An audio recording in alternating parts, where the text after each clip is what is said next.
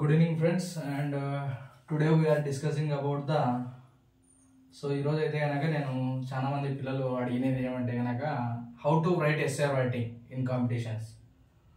So మెయిన్గా వచ్చేసి మనకి ఎస్ఏ రైటింగ్ కాంపిటీషన్స్ కానీ ఎలక్యూషన్ కానీ డిబేట్స్ కానీ పిల్లలు చాలా మంది చాలా ఇంట్రెస్ట్తో పార్టిసిపేట్ చేస్తారు, కానీ దాన్ని పేపర్ మీద సరిగ్గా ఎక్స్ప్రెస్ చేయలేకపోతారు.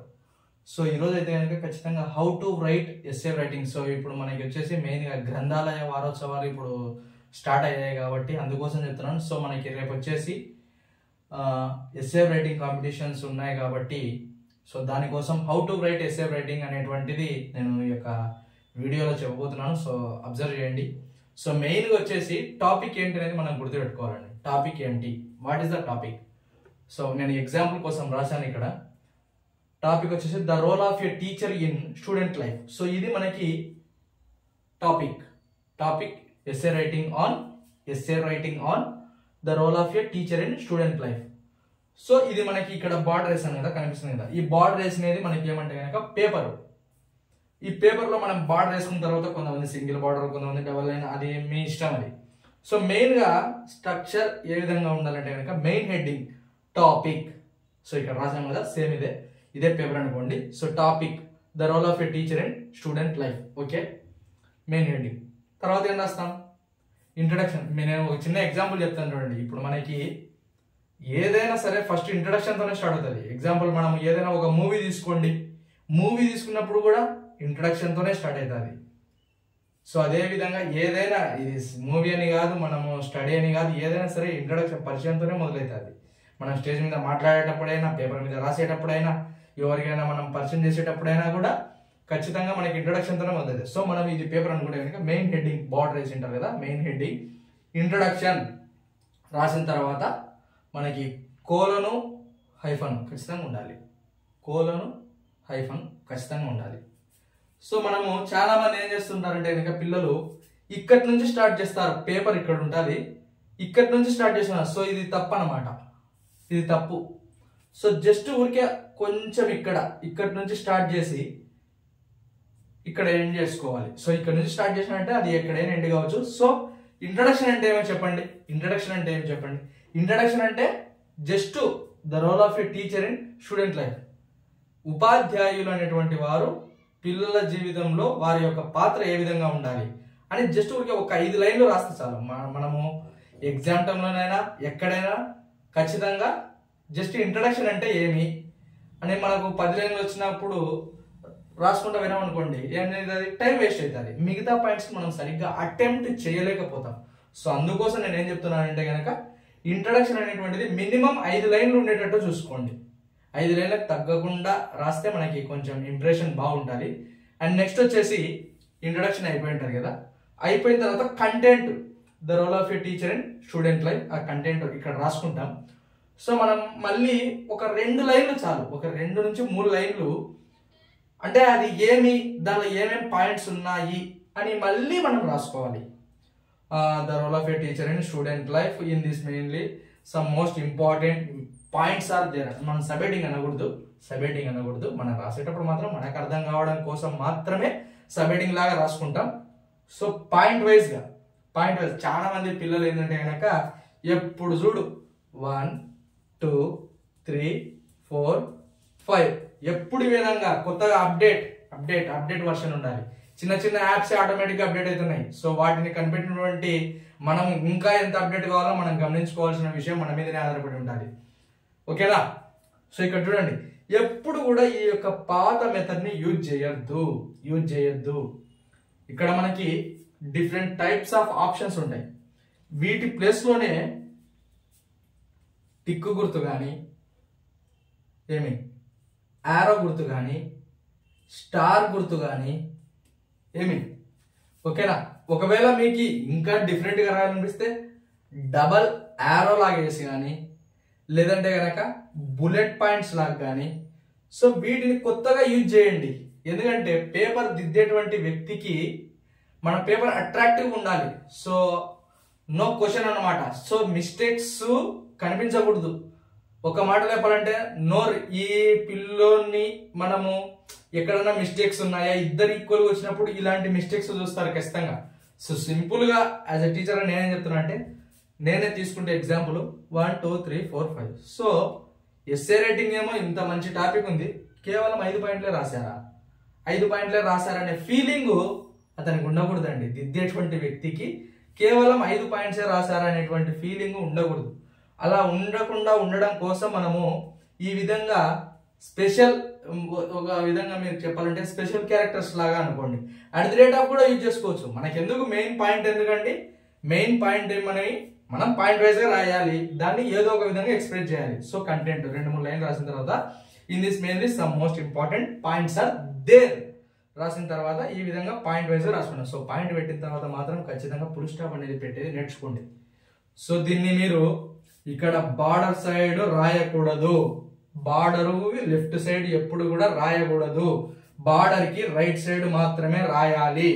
గుర్తుపెట్టుకోండి, బార్డర్ కి రైట్ సైడ్ రాస్తే ఏమవుతుంది, క్వశ్చన్ అవుతుంది. బార్డర్ కి రైట్ సైడ్ సారీ బార్డర్ కి లెఫ్ట్ సైడ్ రాస్తే క్వశ్చన్ అవుతుంది, బార్డర్ కి రైట్ సైడ్ రాస్తే ఆన్సర్ అవుతుంది. అది బాగా గుర్తుపెట్టుకోండి. చాలా మంది పిల్లల్ని అబ్జర్వ్ చేసినప్పుడు ఏంటంటే కనుక ఎప్పుడు కూడా బార్డర్ కి లెఫ్ట్ సైడ్ వేస్తాడు, బార్డర్ వేసింటారు మళ్ళీ లెఫ్ట్ సైడ్ వేస్తాడు. అది ఎందుకో తప్పు, చూడండి, బాగా అబ్జర్వ్ చేసుకోండి. సో కంటెంట్ లోకి వెళ్ళిన తర్వాత మనము ఎన్ని సబ్ హెడ్డింగ్లు అయితే పేపర్ మీద రాయాలనుకుంటున్నాం అన్ని సబ్ హెడ్డింగ్లను ఇక్కడే చూపించేయండి.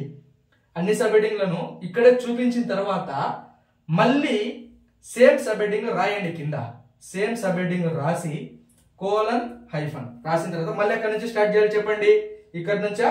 సో ఇక్కడి నుంచి కాదు, ఇక్కడి నుంచి దీనికి స్ట్రైట్ గా ఉంటుంది కదా, ఇంట్రడక్షన్ లో ఏ విధంగా రాసామో ఇక్కడ నుంచి స్ట్రైట్ గా రాసేది నేర్చుకోండి. ఓకేనా? రాసిన తర్వాత దాని గురించి మీకు ఎన్ని లైన్లు వస్తే అన్ని లైన్లు, మినిమం అయితే 5 లైన్లు. ఎందుకంటే కనుక మనకు టైం మినిమం 45 నుంచి 50 మినిట్సే ఉండొచ్చు ఎస్ఏ రైటింగ్ కాంపిటీషన్స్ లో. ఓకేనా? ఆ టాపిక్ కి తగ్గట్టుగా మనము మ్యాటర్ ని కవర్ చేయాలి, సబ్ హెడ్డింగ్స్ ని కవర్ చేయాలి, ఇంట్రడక్షన్ అన్నింటినీ కవర్ చేయాలి. సో ఒక 5 లైన్లు. సో అదే విధంగా అన్ని సబ్ హెడ్డింగ్స్ రాసుకుంటా మీరైతే వచ్చేసినారు. లాస్ట్ ఏముంటుంది, కన్క్లూజన్. కన్క్లూజన్ అంటే ముగింపు, ముగింపు. ఓకేనా? ఇప్పుడు మనకి సినిమా అయిపోయిన తర్వాత ఏముంటుంది, కన్క్లూజన్ ఏం జరిగిందంటే సో ఈ విధంగా జరిగింది, ఈ విధంగా జరిగింది అంట.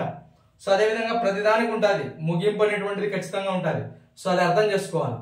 మెయిన్ వచ్చేసి ఎప్పుడైనా సరే కన్క్లూజన్ అనేటువంటిది ఖచ్చితంగా రాయాలి. ఒకవేళ